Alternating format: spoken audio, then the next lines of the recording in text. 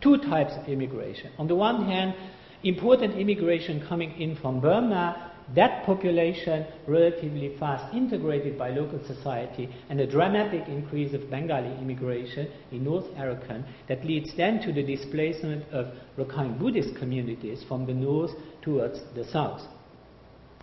The modern term for this is ethnic cleansing. I, as a historian, I prefer a little bit more careful terminology in talking about displacement, but if you want to go back to that time, it is quite clear that that was a kind of less talked about ethnic cleansing at a time that these communities moved further south. Definitely what we see already, and what British officers documented only weekly, is the social imbalance that was created already at a time before the First World War. While immigration of Indians towards Arakan remained unrestricted, in the port of Rangoon there were restrictions to Indian immigration since the 1920s.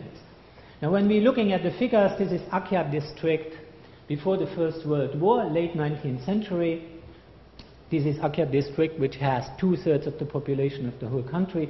We see, first of all, here the population in the quarter century going up, doubling. We see that Muslim population goes from a fifth to up to a third, and what's dramatic in the way that it was presented by Rakhine Buddhists is that they themselves, they have a minority in their own country. We're talking about the time of the First World War. I'd like to quote here a book from Major Enriquez, who is one of the rare Brits that have been writing about this. He says that, and that the book was published in 1922, in the northeast portion of Akyab in the Butithong subdivision, the population now consists chiefly of permanent Chittagonian settlers, while the Arakanese moving to the south, as I said, now tend to concentrate in the subdivision of Jauta. Some people think they must necessarily be submerged in time. Already in the 1920s, there were some who were thinking that Rakhine Buddhists were condemned to disappear altogether. Now, the term Rohingya, and I'm coming back to the term itself and the way it is used now, it never shows up in any British administrative sources, which raises obviously a number of questions, not so much conclusions. The colonial ethnic and linguistic classification, and this is the most detailed table that you can find in British sources,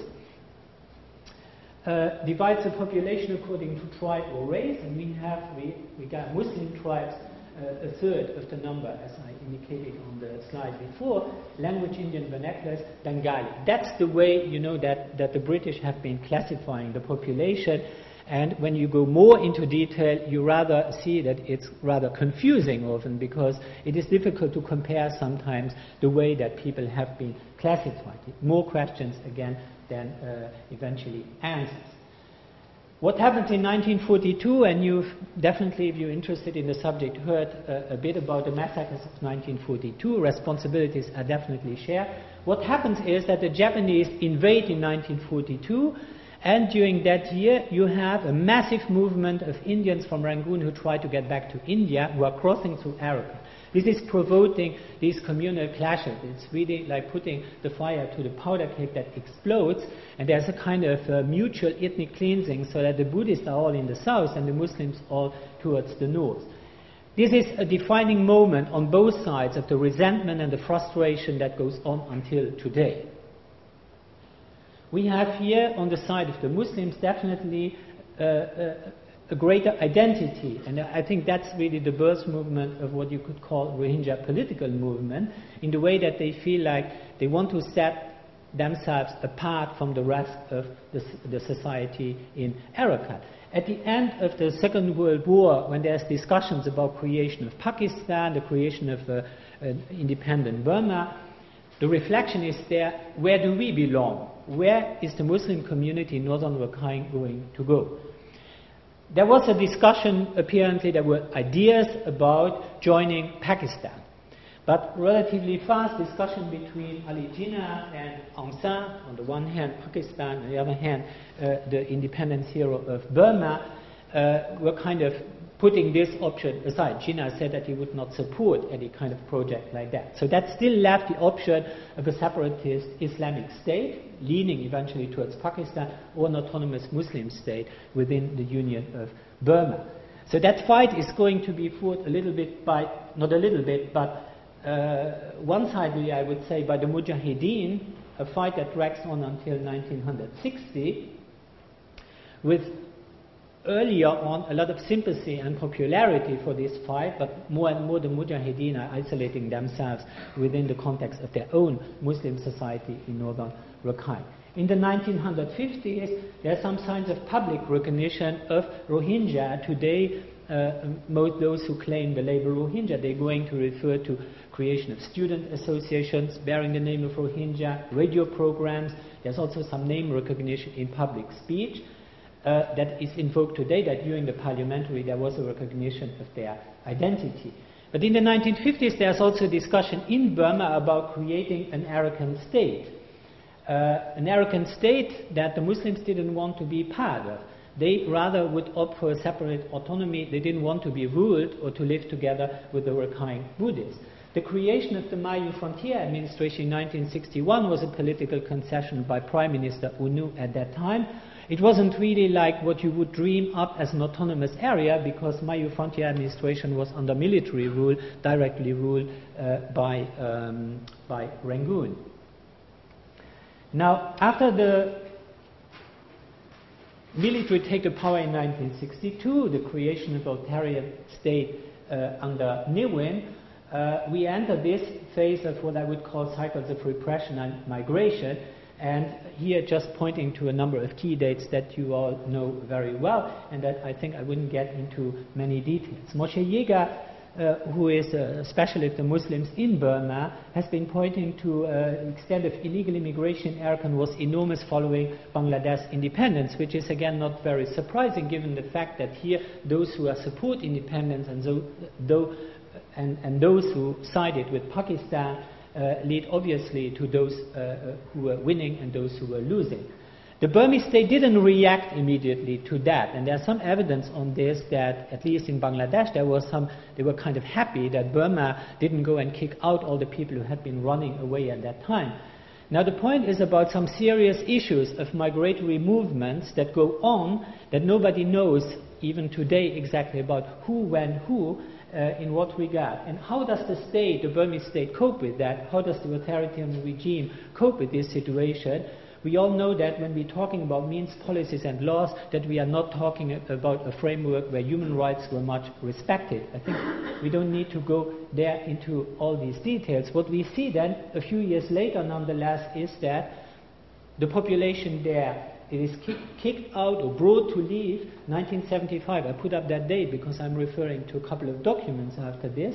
But then the other key date is 1978. The Burmese government said that they're going to check if there are illegal people in the country. They did that in Kachin state without violence. In Arakan, it provoked a very strong reaction, and ultimately this mass exodus when the army was involved of 250,000 people, which brings us then in 78, 79 to an involvement of UNHCR to repatriate the Muslims who had been driven away. I won't get into commenting now on the law on citizenship.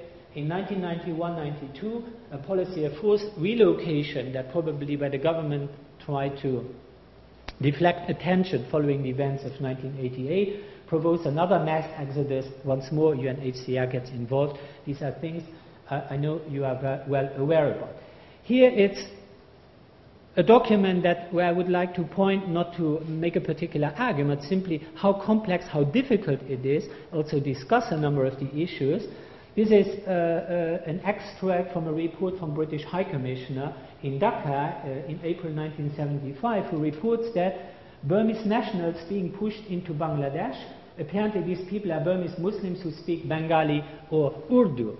But then again, look, this document a few months later, British Ambassador Terence O'Brien, after a talk with the Bangladeshi ambassador tells him he admits that there were upward of 500,000 Bengali trespassers in Arakan whom the Burmese had some right to eject. The issue of illegal migration is now a little bit not politically correct anymore in the current context, while even Rohingya leaders in the 50s were still ready to discuss this issue. Now, how are we reading and interpreting authoritarian policy? You all know the vocabulary and the expression, the way that Amnesty International is going to report about these events. I highlight a few of these terms. you can spot them. ANO, Arakan Rohingya National Organization, on its website presents these same events as a policy of de-Islamization, genocide, ethnic cleansing, attempts to culturally assimilate the Muslims. Is this all the reality? Is the reality sufficiently described by this? I think, again, there's a necessity to broaden our understanding, looking at other instances as well. What I see currently is the government is accused of not protecting the population. The government is normally considered as the one who is responsible for things that are going on. Actually, I think we should also see there are some real issues behind it, that the authoritarian government have not been tackling well or correctly according to laws, according to standards. That's definitely right. And that's when we move on to see the role of the army in this.